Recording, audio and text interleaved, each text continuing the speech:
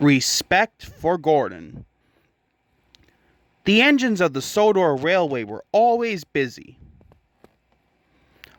Thomas puffed to the beaches with happy vacationers,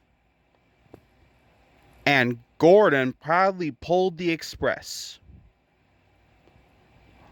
Gordon thought he was the strongest, fastest, and cleanest engine on the whole of the railway. But one thing bothered him. His firebox rattled as it cooled down at night. Gordon knew his rattle stopped the other engines from getting to sleep. That night, Gordon's firebox went click, clunk, click, clunk. Thomas and Percy started to chuckle. "Pete Percy," huffed Gordon crossly. But secretly, he felt rather embarrassed. In the morning, Percy teased Gordon again. He puffed out loud. Gordon ignored Percy. He did not like being called names. He told himself. He wished the other engines would remember that. Later, Gordon pulled into Knapford Station. Laughed Emily. This made Gordon very fucking cross indeed. Especially because Diesel overheard. Oiled Diesel. Gordon was very fucking cross indeed. He decided it was time the other engines learned to treat him properly. So later at the water tank, he pulled up ahead of James.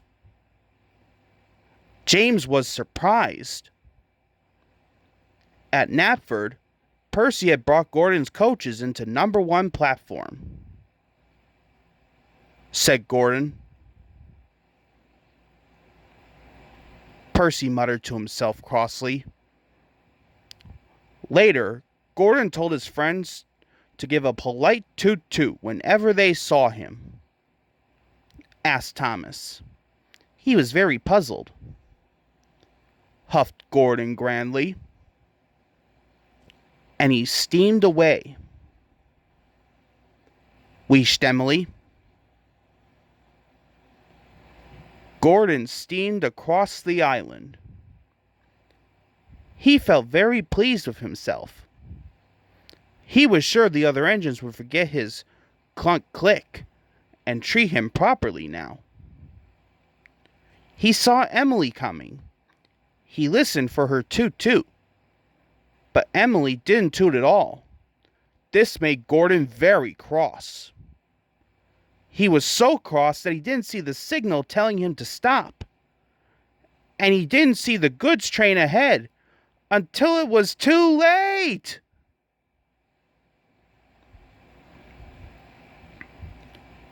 Luckily, no one was hurt. But Gordon came off the rails and he was covered in gooey red jelly. As Gordon waited to be put back on the rails, Percy arrived.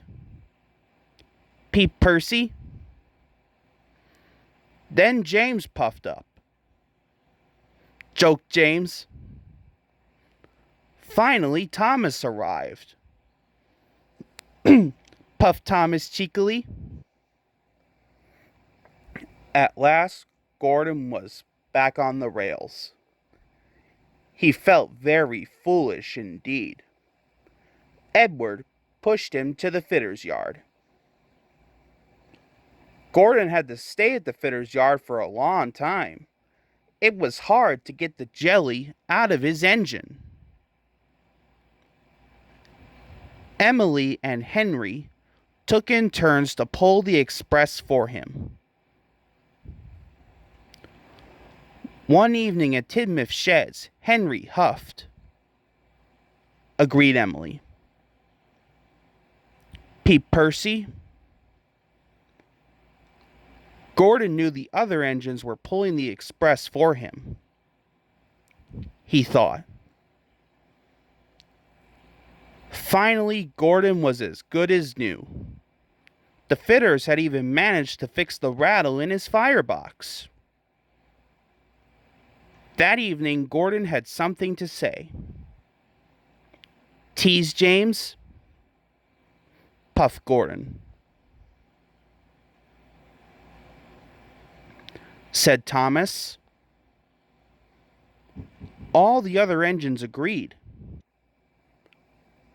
Now all the engines greet each other with a cheerful toot toot for all the hard work they do on Sir Topham Hatt's railway.